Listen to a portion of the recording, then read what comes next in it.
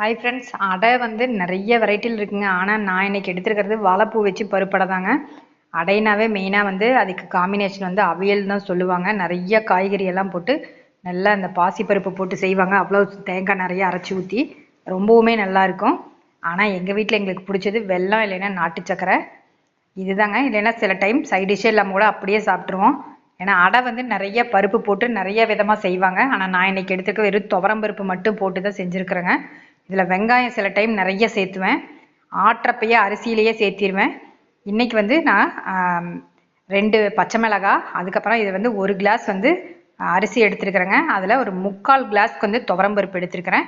ஒரு 3 மணி நேரம் நல்லா ஊறினதுக்கப்புறம் ஒரு கை ஃபுல்லாக கருவேப்பிலை, பச்சை மிளகாய், பெருங்காயம், சீரகம், அதுக்கப்புறமா கொஞ்சமாக இஞ்சி எடுத்துருக்கிறேன். ஒரு குரண பதத்தில் அரைச்சிக்கணுங்க. எப்பயுமே அடைக்க அரைக்கிறப்ப குரண பதத்தில் தான் இருக்கணும். இப்போ இதில் ஒரு 1/4 மூடி கம்மியாக தேங்காய் துருவல், அதுக்கப்புறமா கேரட்டு துருவி போட்டிருக்கிறேங்க. டேஸ்ட் ரொம்ப அருமையாக இருக்கும். இந்த வாழைப்பூ அடை வந்து அவ்வளோ நல்லா இருக்குங்க.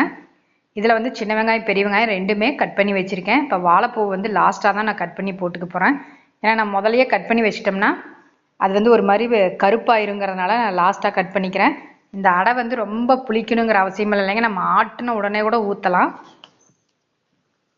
சில டைம் சின்ன வெங்காயம் நிறையா போட்டு அதுலேயே கிரைண்டரில் ஆட்டி அப்படியே பண்ணிடுவேன். சில டைம் காஞ்ச மிளகாவும் போடுவேங்க. இன்றைக்கி வந்து நான் போட்டுக்கிறது பச்சை மிளகா தான் போட்டிருக்கேன். அதனால் ஒரு கை ஃபுல்லாக கருவேப்பிலை போட்டு ஆட்டிட்டேன். இப்போ சீரகம் போடுறேங்க. அதனால் நான் தனியாக இதில் கருவேப்பிலையெல்லாம் நான் எதுவுமே சேர்த்துல. இப்போ அந்த கட் பண்ண வாழைப்பூவையும் உள்ளே சேர்த்திட்டு, இது ரொம்ப வந்து மாவு ரொம்ப திக்காக இருக்கிறதுனால கொஞ்சம் தண்ணி விட்டுக்கிறேங்க. இது வந்து ரொம்ப தண்ணியாகவும் இருக்கக்கூடாது, அதே டைமில் இந்த அளவுக்கு வந்து கெட்டியாகவும் இருக்கக்கூடாதுங்க. நம்மளுக்கு ஊற்றுறதுக்கு வராது. இந்த கன்சிஸ்டன்சிக்கு நல்லா கலந்து எடுத்துக்கணுங்க. இன்னும் கூட கொஞ்சம் தண்ணி விட்டுக்கலாம். அப்போ தான் நம்ம கரெக்டாக அந்த அடை வாக்குறப்ப கரெக்டாக ஒரே மாதிரி வரும். இது வந்து ஊத்தாப்பம் மாதிரியும் ஊற்றக்கூடாது, அதே டைமில் மொறுமொறுன்னு கிறிஸ்பியான தோசையாகவும் வரக்கூடாதுங்க. ஒரு பதமாக பார்த்து ஊற்றுவாங்க, அவ்வளோ நல்லாயிருக்கும். இது ஊற்றுறதுக்கே ஒரு தனி ஸ்பெஷலாக பண்ணுவாங்க. அதுக்கு காம்பினேஷன் வந்து மெயினாக அவியல் தான் தொட்டு சாப்பிடுவாங்க. எந்த கடையில் போனாலும் அடைக்கு வந்து அவியல் தான் வைப்பாங்க. இப்போ நிறையா கல்யாண வீடுகள்லேயே வந்து இந்த அடை அவியல் வந்து அது ஒரு மெனுவாகவே போட்டு பண்ணுறாங்க. இப்போ இந்த அளவுக்கு வந்து நம்ம திக்னஸ் ரொம்பவும் லேசாகவும் இல்லாமல் ஓரளவுக்கு நம்மளுக்கு திக்னஸ் இருந்தால் போதுங்க. இதில் திரும்ப ஓரத்தில் அப்படியே நம்ம திரும்ப லைட்டாக அப்படியே வந்து லேசாக அப்படியே தட்டி விட்டுக்கலாங்க. அதுக்கப்புறமா சென்டரில் ஒரு ஹோல் போடணும்.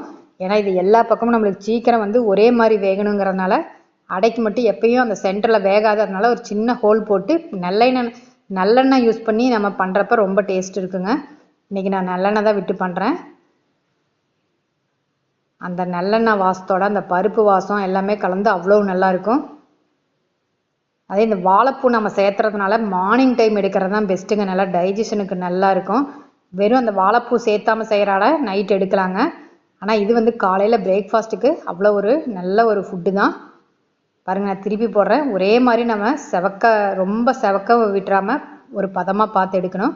அருமையான நல்லா ஒரு மொறுமொறுன்னு நல்லா சாப்பிட்றதுக்கு வந்து நம்மளுக்கு கிறிஸ்பியாக தான் இருக்குங்க. ஆனால் பார்க்குறதுக்கு தான் இப்படி இருக்கும். அதனால தான் கொஞ்சம் ஆயில் வந்து தாராளமாக விட்டு வந்து நம்ம செய்கிறது. இப்போ பாருங்கள், அடை ரெடி ஆயிடுச்சு. இன்றைக்கி எங்கள் வீட்டு பிரேக்ஃபாஸ்ட் ரெசிபி அடை அவியல், இன்றைக்கி சக்கரை, ஒரு ஹெல்த்தியான பிரேக்ஃபாஸ்ட் ரெசிபி. இந்த ரெசிபியை பார்த்துட்டு அப்படியே எங்கள் சேனலை மறக்காமல் சப்ஸ்கிரைப் பண்ணிவிட்டு இந்த வீடியோவுக்கு லைக்கும் போட்டுருங்க.